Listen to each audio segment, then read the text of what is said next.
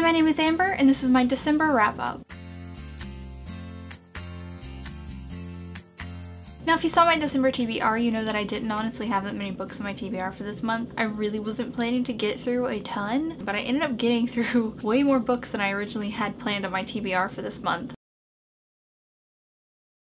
The first book that I finished this month was Prince in Disguise. Forgetting the author's name at the moment, but it will be up here. I received this as an e-arc through NetGalley and was so incredibly excited to get to it. It is definitely a Christmassy read. While I didn't absolutely love it, I did enjoy it and I thought it was really sweet and fun. It was really fast. I ended up finishing it in I think a day, and it's definitely one of those reads that is just super cozy and fun to read during the holidays. But I ended up giving it 3 stars. Now, the first book that I ended up finishing was Ruin and Rising by Leigh Bardugo. This is the third and final in the Grisha trilogy. If you don't know, a couple months back I was part of a buddy read that was going on Instagram to read through this series, and it was my first time reading through it, my first time picking up anything by Leigh Bardugo, and I was extremely excited but kind of nervous. I ended up really loving this trilogy. I flew through all of them pretty fast, especially the first 2. I finished those in probably a couple days each. I absolutely adored the second one. While the third one was good, I definitely think it was probably my least favorite out of the 3, but I still think it wrapped everything up nicely. I liked a lot of how things ended. I am really excited now for the fact that Nikolai's gonna have his own series, because I believe there's just so much more that you could do with him and see what his life is really like right now. There's so much that he's going through that I would love to be able to see that, and I cannot wait for that series to come out. But overall, again, I just really loved this series. It was a lot of fun and I could definitely see why everybody loves it, and I ended up giving this 5 stars. The next book that I ended up finishing this month was finally Tower of Dawn by Sarah J Maas. This is the, oh geez, what is it? This is the 6th book in the Throne of Glass series.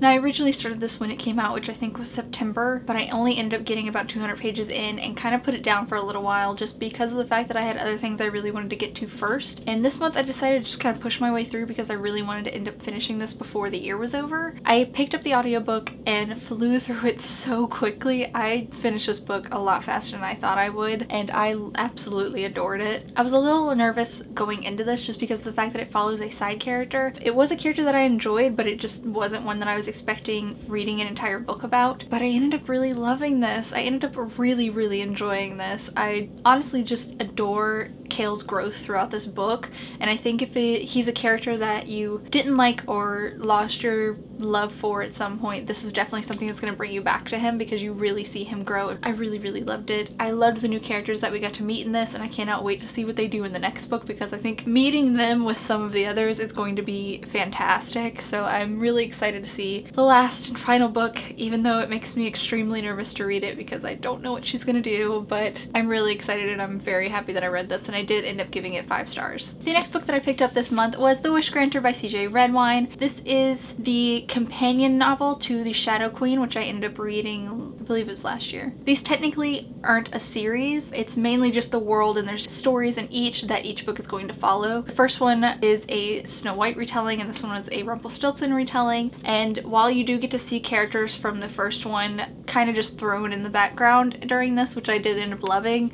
it's definitely its own story, its own characters, and it's a whole different book. I really loved the character of Rumpelstiltskin in this book. He was so interesting and so weird, and I've never read a retelling of that story, and it was so interesting seeing that take on it and seeing how this played out. I really enjoyed the characters in this, and I thought it was a lot of fun. I'm really enjoying the series so far and seeing all these different lands in this world, so I did end up giving this 5 stars. Now, after that, I had one more book that I had put on my TBR for the month, but I ended up not getting to and ended up changing my reading completely because I ended up getting for Christmas a couple of books that I just decided I really wanted to dive into as soon as I got them.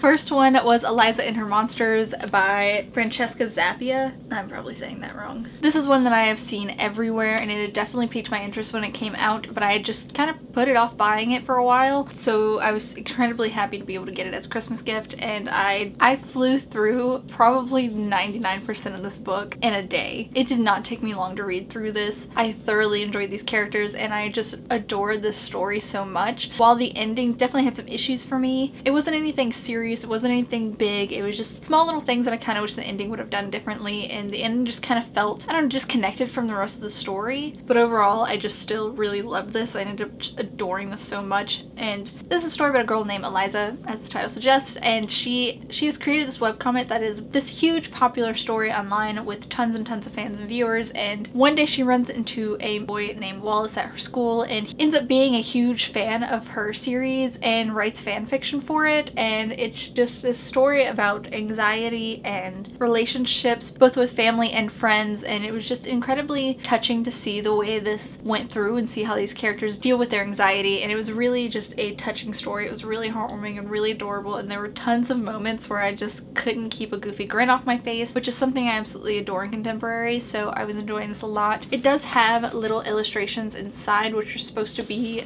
either notes or kind of sketches that she has from her webcomic, so you kind of get a peek into that story a little bit. You get to read a little bit of it, which I thought was really unique, but I ended up giving this 4 stars. The next book that I picked up this month was An Enchantment of Ravens by Margaret Rogerson. This is another one that I had seen everywhere. This cover just draws you in so much. I am in love with the way this book just honestly looks. But I did hear this was about Fae, and that alone intrigued me into reading this, plus the fact that it's just an extremely short book. It was under 300 pages, so it didn't take very long to get through. And I thoroughly enjoyed this story, and this world was so interesting to me. I really enjoyed the magic and the way she takes on the fair ones, and everything about it was so interesting to me. I really enjoyed these characters. I think Rook is fantastic, but there were some things missing for me. It just felt like this was too short. It needed more. Whether that was more in this book, whether it was another book, I don't know what. It just felt like there were pieces missing and that it just needed to be longer and certain things needed to happen a little bit more drawn out. But I still really loved this. I thought it was really fun and really unique, and I would easily read more about this world and these characters.